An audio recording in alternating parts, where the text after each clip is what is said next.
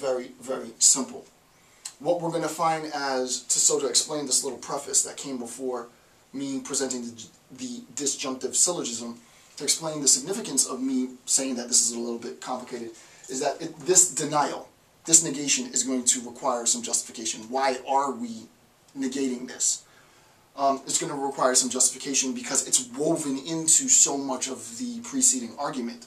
And we don't want to undermine the logic of the preceding argument. We have to conserve the logic of the entire analysis. This is what gets tricky.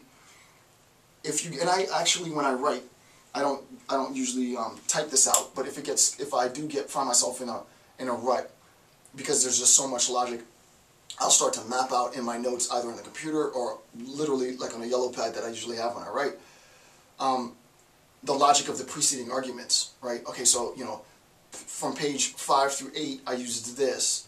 From page 9 through 17, I used this. 18 and 19, I used this. Okay, I'm going to use this, but I'm going to make a denial. I don't want that to undermine the other things that I did. Let me make sure, right? That's how I really do approach writing academically. For no other reason than, this is sort of, I feel in life sometimes, on a side note, quick side note, I feel in life sometimes that you have an opportunity to do something and to attain mastery, and I mean expert level mastery, in relatively few things. There are people who are very good at many, many, many things, right? You can be very good at many things. You can speak lots of languages. You can learn how to, program computers. You can learn how to, do all types of cool stuff really well. But I think to attain expert level mastery in life, provided, we're talking about the life of about 80-ish years, you really only ever get the opportunity to attain that level of, global expert mastery in one, maybe two things. You don't have an opportunity to attain, because it requires so much time.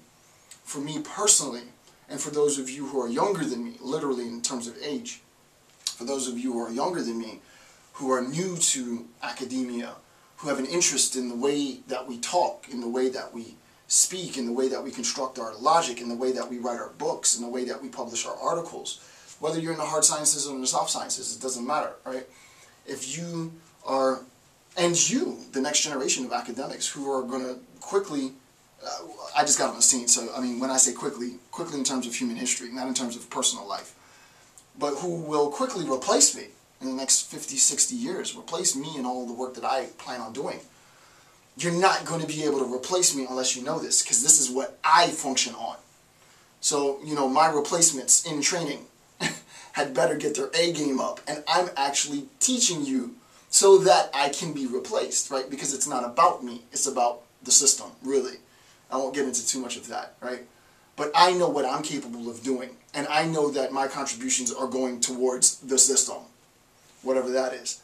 So when it's time for my replacement, you had better know how to do this, because it's not going to be it's not going to be easy. It's not going to be easy, right? I'm not going to make it easy for you, so you gotta really step your game up from now and put in like 20 years worth of work. I'm nowhere near where I need to be yet. I'm not even a neophyte. I'm not even a baby. I'm not even a fledgling.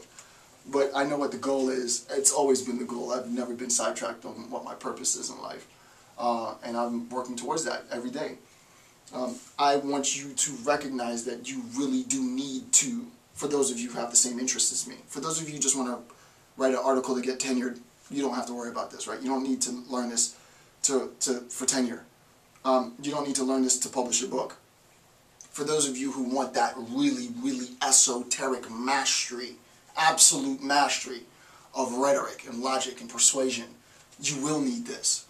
And if you get that, then we can have a very interesting discussion. So let's identify some of the parts, as we've been doing before, right? So we recognize there's 1, 2, 3, 4 parts to this argument. I'm not going to write this on the board because I have it here on the notes. As you guys know, you can download the notes, click the link, blah, blah, blah. It's already been updated, print, whatever. We're on page 20. So part 1. This is going to be disjunct 1. I just wanted to make sure it was called disjunct. It's been a while since I had to formally write it out. So I was like, the parts are called disjuncts, right? So I sort of Googled it for a while, and I was like, yeah, they're called disjuncts, whatever. You might call it something different, but the parts to a disjunctive claim are known as disjuncts. So this is disjunct 1, and this is disjunct 2. So part 1 is the affirmation of disjunct 1. Part 2 is the affirmation of disjunct 2. Part 3 is the denial, right? The denial, the negation of disjunct 1. And thus part 4 is the affirmation of disjunct 2, right? So that is conceptually the form that the disjunctive syllogism takes. As I said, super easy rule of inference in and of itself. Either we will go to the movies or we will go out to eat. We do not go out to the movies, therefore we do go out to eat. You get the idea, right? Super simple. My daughter could figure that out.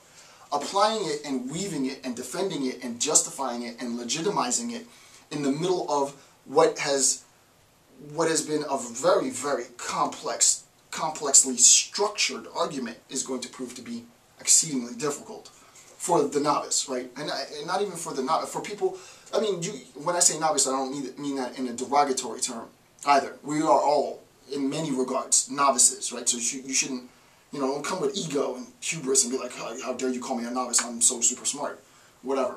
The idea is, unless you've been spending the last 15 years of your life applying this to the construction of your argument, you're a novice, right? So for the novice, you need to take the information and allow it to absorb only so that you come up with your own approach to its application. So what we want to do is we want to link this implication from the hypothetical syllogism. Remember, we did hypothetical syllogism in section 4, which says if A happens, then B happens. If B happens, then C happens. Therefore, if A happens, C happens, right? So it's important to reflect back on that. Now here's a quote that we had as our final implication from the hypothetical syllogism, right? So that we had hypothetical syllogism, HS, we had HS in section 3, in section 3.0, and then the implication of HS was this, right? So this is the implication from HS, the previous section, and remember, we always posit the implication after the formalized application or appropriation of the rule of inference.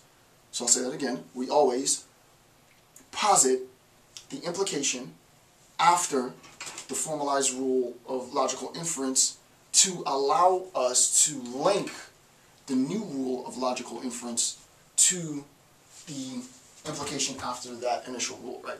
So I drew a picture of how this looks, right? So here's the implication. This is the implication. We know that the new rule is going to be ds, so I'll write it over here, ds. And what we want to do is we want to apply ds to the implication and then transform that implication so that it meets the form of ds, right? And structure this in an argument, right? So that's what we're doing, right? Hypothetical syllogism obviously came before. At the end of hypothetical syllogism, we had an implication. The implication assumed the form of either or. We did that so that we could properly apply the disjunctive syllogism to the implication and then flesh it out. And that's it. Since this is the final argument, there won't be any further implication. It'll stop. Okay, so here's the implication that we had from the end of our hypothetical syllogism in section 3.